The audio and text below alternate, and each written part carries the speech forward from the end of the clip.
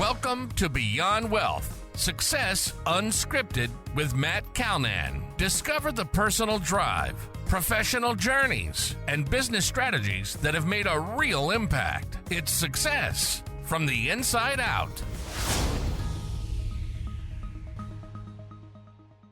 Welcome back to the show, everyone. Today we're chatting with Shannon Hewlko. Shannon is the Vice President, Head of Strategy, and Creative Director for Roadmap Agency. Shannon is an experienced designer, strategist, and entrepreneur, bringing over a decade of knowledge on the intersection of brand and business growth. With a career that started in the advertising world before moving to opening her own business to provide clients with a customized level of business and brand strategy. So Shannon, first of all, welcome to the show. And do you want to start us off by talking or telling us a little bit more about yourself and what you're up to? Oh yeah, well, that was a great intro. Kind of on what I'm all about. A bit about myself is I live in Canmore, Alberta, with my husband and 2-year-old son. So that's some personal stuff. We have a cabin in Shuswap that we're always building on as well. If you want to follow Cabin Project BC, there's lots of fun Awesome. projects on that. So those are some fun tidbits, I guess. Anything else specifically you want to know about me? Well, let's hear about the agency and what you Yeah. guys are doing and who you're working with. And Yeah, so Roadmap Agency is we call it a full service sales and marketing firm in the most basic terms.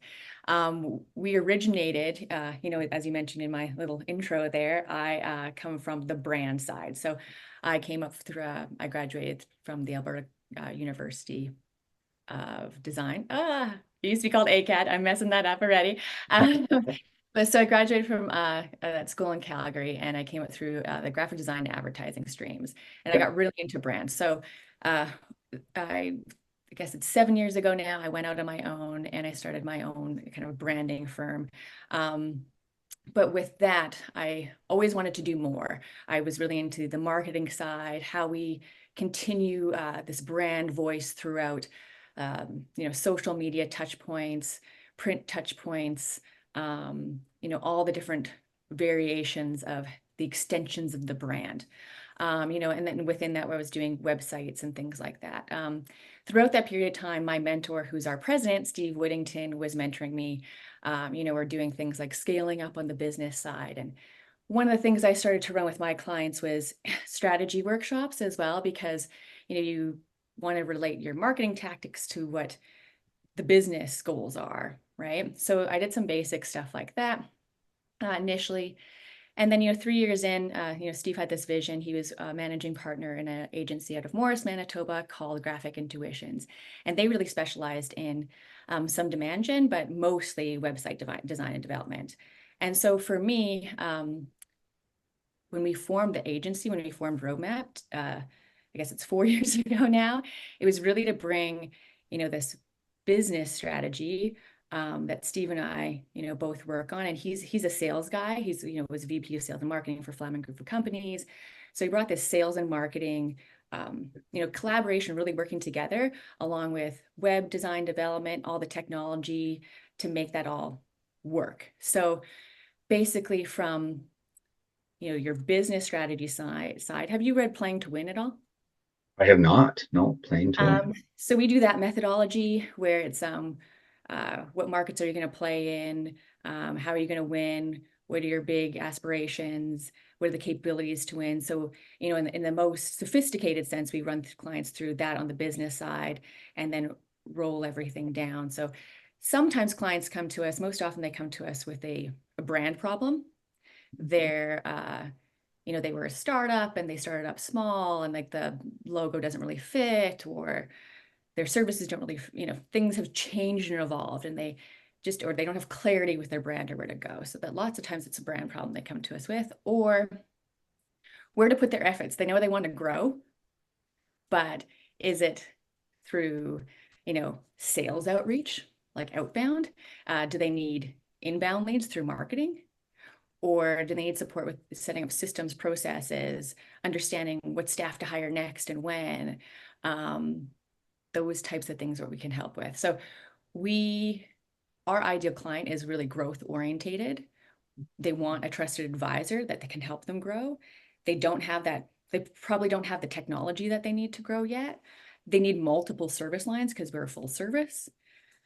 Um, we can kind of help them where they're at, right? So Mhm. sometimes you don't have all the funds, but you know you have a brand problem, or you're just not proud of your brand. You don't even want to go out and do sales because your brand kind of sucks and you know it, right? So sometimes that's where we start. Or sometimes it's a sales problem. We start with a sales plan and working with their sales team, et cetera, et cetera. Yeah. Interesting. Okay, so that full service, that makes more sense to me now, where you can assist on the high level brand marketing component of it, but then also help maybe on the more operational conversion of leads and the sales pipeline and all of that. Is that fair? Yes, 100%. So we are HubSpot providers. So Yeah. we work with that CRM specifically, but we do have other contractors that we work with for Salesforce and other things like that, where we can support Okay. uh, functional requirement documents and implementation of those, and coaching along the way with those pieces as well. Okay. Okay. Let's talk about the brand problem Mhm. that you said there, and a lot of people coming to you with that as they're looking for that growth and maybe looking and saying, okay, we don't have what we're proud of or what we want to be able to take us to the next level. What's the process behind, analyzing what they currently have, coming up with something new, coming up with strategy to release and promote? What does that look like? Yeah. Yeah. And you know what I've seen? I've seen the over the past year, I've seen a lot of searches for brand strategy. Like, people are becoming aware that they need Okay. more than just a logo, and they're actually searching for brand strategy. Um, the process on brand, I mean, I want to say it depends, because our overall process, where I really like to start with any new company that's coming to us, and especially our deal, is talking to their customers. What do their Okay. customers think? What do their customers feel about the brand? What are they doing? What is this brand doing right in terms of service? Like, how are they marketing themselves? Like, what is their experience with the customer? So having that direct information from them, doing some competitor analysis, some digital surveys. So really doing some market research, um, and building a strategy around what to do first. So I'm not answering the brand question. I'm answering, like, in general, where I like to start, because Yeah. sometimes I can pinpoint, hey, we should start with brand because there's a lot of brand confusion. Or, hey, we should start with sales because your sales team's process is out of whack and you're missing a lot of stuff here. Or it could be account management issue. Like, you can identify the issues in that strategy component. So I like to start with strategy. If we're jumping right to brand, and we know, like, often in this past year specifically, I've seen some clients come like, hey, they know they need a strategy for brand specifically. So if you come and we know we need that, we know we want to jump into that, just a project base, it looks like before I can jump into brand, I need to have some audience personas. I need to know who we're talking to. There's a little bit of like, oh, our audience persona is relevant these days. What does that look like? Because there's, all the reasons, like I just said, like, here are the problems people come to us for. Yeah. Um, so you can approach it that way, like, oh, here's what the problems that we solve. But I love persona work, because if I do some of that strategy work, I can build some robust personas. And then when I'm building your brand language, is what I call it, is we can really make sure we're speaking to your personas in an emotive way, like something that really resonates with them versus just how we feel. So first thing I need to do brand is persona work. Then I like to do a brand workshop. So it looks like at least 4 to 6 kind of key stakeholders for your company coming together and doing a workshop where do you know Simon Sinek? Yeah. Yeah, probably everyone does. So it's similar to his methodology of, finding your purpose, your promise, your attributes, what people say about you when you're not in the room, defining those, which are similar to core values. So it's similar to mission, vision, values, and then creating your brand story. Okay. And then from there, we do tone of voice work, which also, again, speaks to your audience sets. And from there, we move into brand identity. So that's your logo, what photography style, illustration styles, font choices. And so all of those choices on, like, the visual elements are now sound decisions that just are smooth sailing because we've done all of this work with your core team. So anything I do on the brand side really resonates because I've involved your team with it. So the buy-in's super smooth.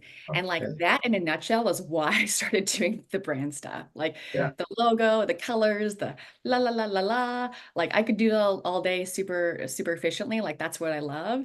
I'm a little bit like the workshops are. I'm doing some this week, and they're like, you got to pump yourself up a little bit. You're a little bit performing because you have to get everyone on board, and they Yeah. have a little more energy.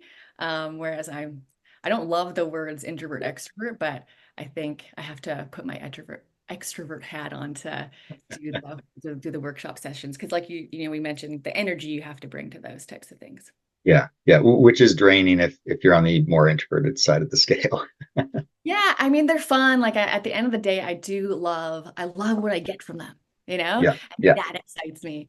But the going into them, you're like, oh, Yeah. Yeah. I have to say from the outside of the marketing realm, um, so from the business side of it, when a business goes to a marketing firm or whatnot, there's two things that I can almost universally say that I think everybody will agree with me on. We hate coming up with personas Yeah. because they're so important, like so important, and you can understand why that's so important. But people hate coming up with personas on the business side because it's like this isn't what we do. We need marketing people for that. Yeah. Um, and then the other thing that people hate is when you're getting your headshots done and the photographer says, "Okay, give me 10 poses in 10 seconds." Ah, That's the other thing that people hate resoundingly on the marketing and branding side of things. So it is yeah. funny that it starts that persona, but it makes so much sense because it's such an important impact on your business of who you're really talking to, who your customers, who that audience is there. Yeah. Absolutely. Um, let's talk about you a little bit, maybe on your journey into the entrepreneurship world. So first of all, it sounds like this was started kind of in COVID. Yeah, you're right. Yeah. Yeah. Let's talk about that. How was that journey of starting a business right at the beginning of COVID? Yeah, I forget about that part now because we're so far past it. But yeah, so during COVID, I remember my now husband and I decided we were gonna move to his parents' cabin and then build our cabin on the property right beside theirs because COVID was happening.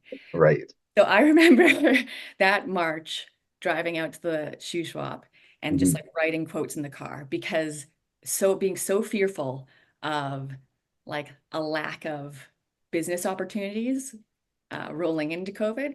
So that whole startup period, and it's interesting because I've started to do a little bit of reflections of where we came from.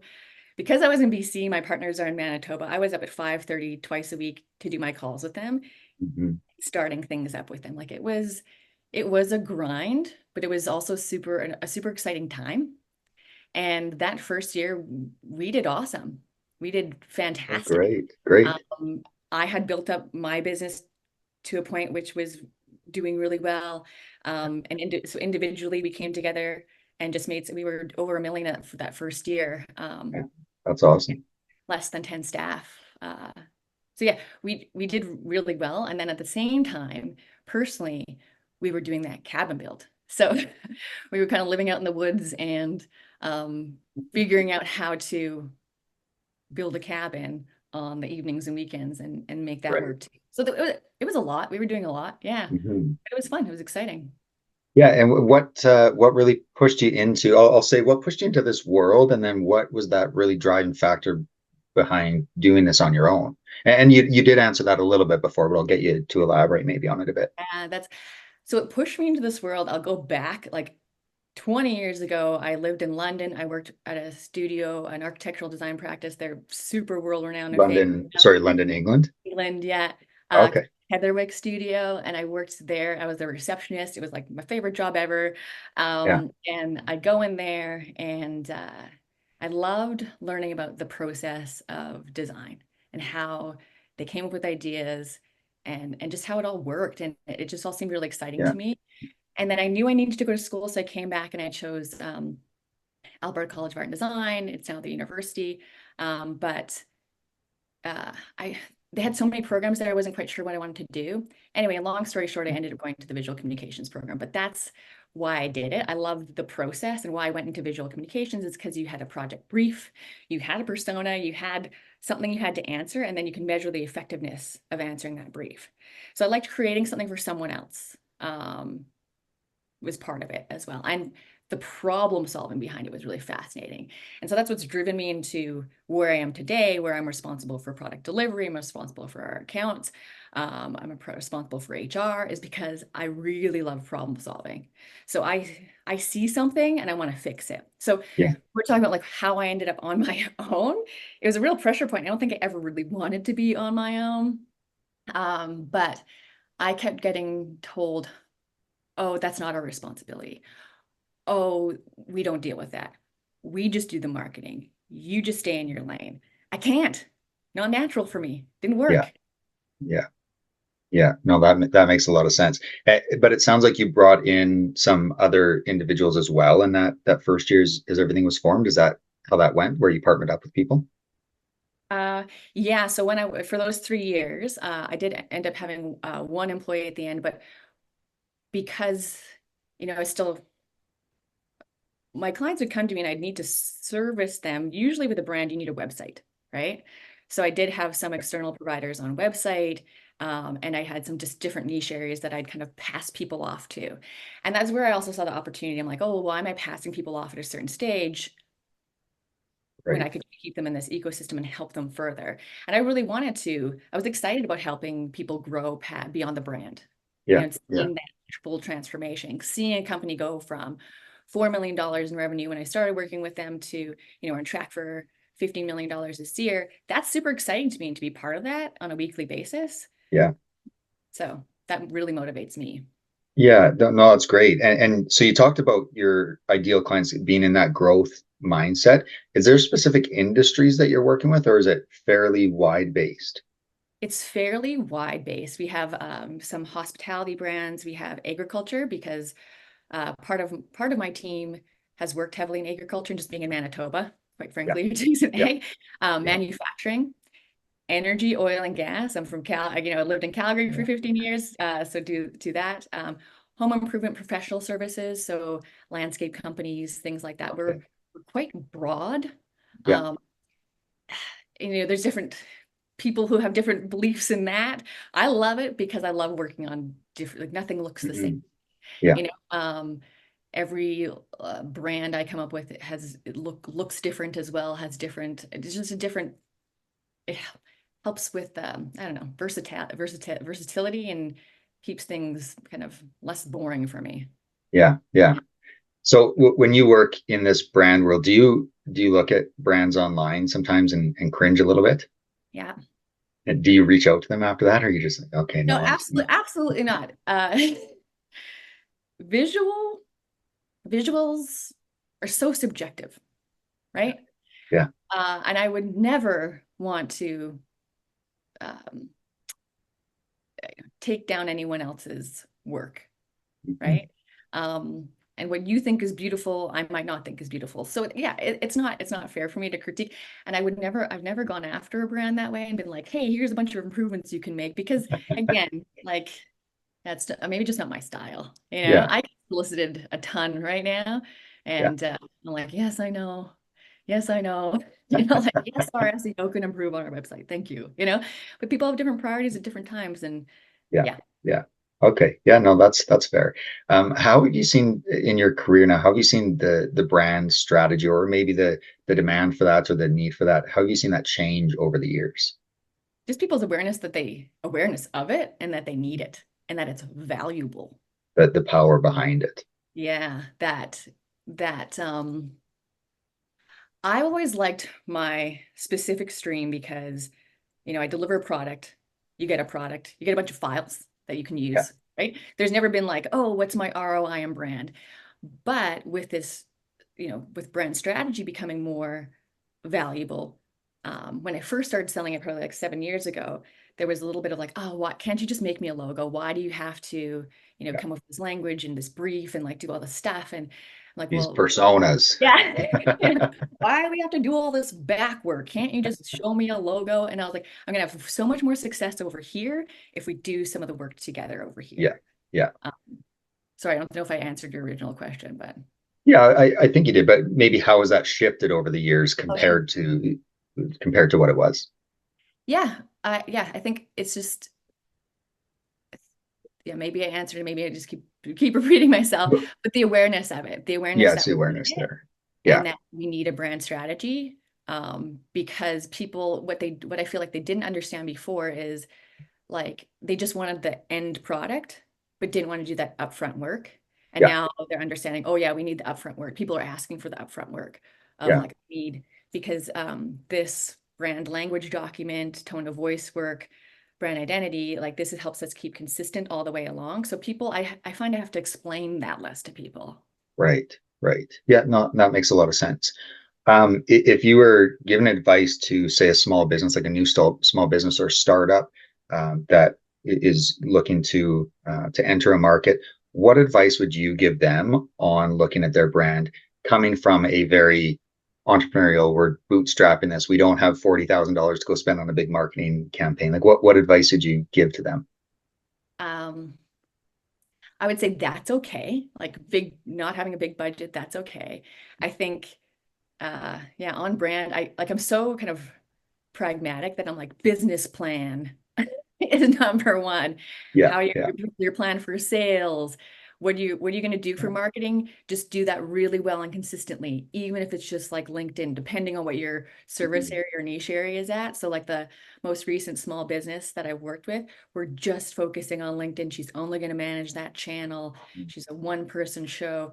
We're just doing like a basic website, a basic one-page logo or brand guide. Like you can really whittle down your deliverables. But yeah, it's that I think getting clear on doing the work to do your business plan. I think when you're sort of starting up and bootstrapping, what I yeah, found is challenging for a designer or someone who's working with you on brand is if you don't have that work done, um, you kind of have nothing to go off of. hmm hmm So when you're starting on brand, yeah, it's kind of like a business plan and getting a really clear like project brief before you start to work with the designer yeah, or, Fiverr or whatever that looks like for you. Um, the other thing you can do is like often like just Google project briefs for a brand and like I'm sure lots of stuff will come up and just starting to mm, get clear on those things yourself. Um, when selecting a brand specialist or, logo designer to work with, like understanding their process, understanding what they need, and like really, I don't know, how do I like when I'm in a business development call, I often will say, you're going to be working with me for like 2 to 3 months here, and it's me. You're working with mm, me. You're going to have a weekly call with me. So if we don't jive well together, like you have to pick someone that you like their style, like their portfolio, their yeah, style works with you. So doing a little bit of that research as well and like hopping on those phone calls because you're going to be spending some time with that person, I think is yeah, valuable.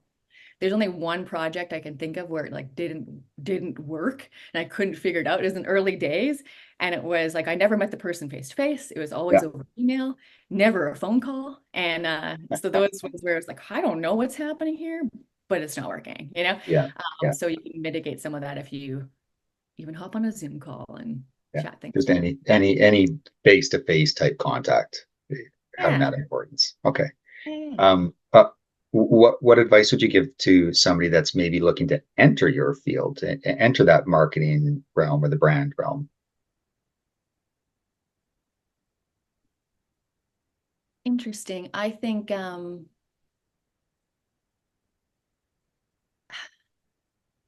it's kind of what advice would I give? I do think like school and some methodology is important to learn, like number one.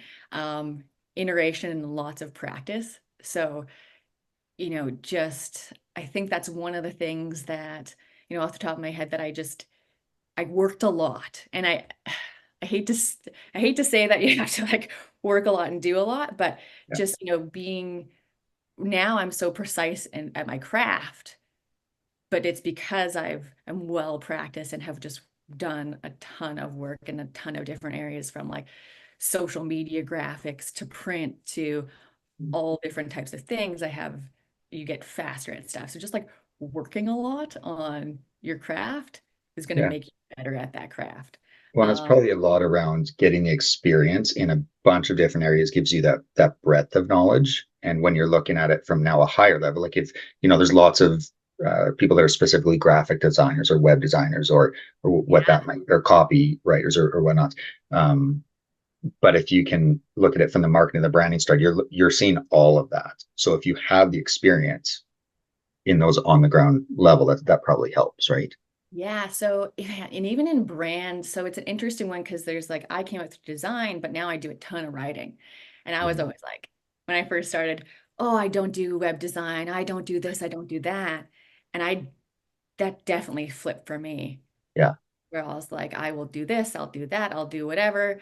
I'll do social graphics. I'll do whatever it takes. I'll do email blasts.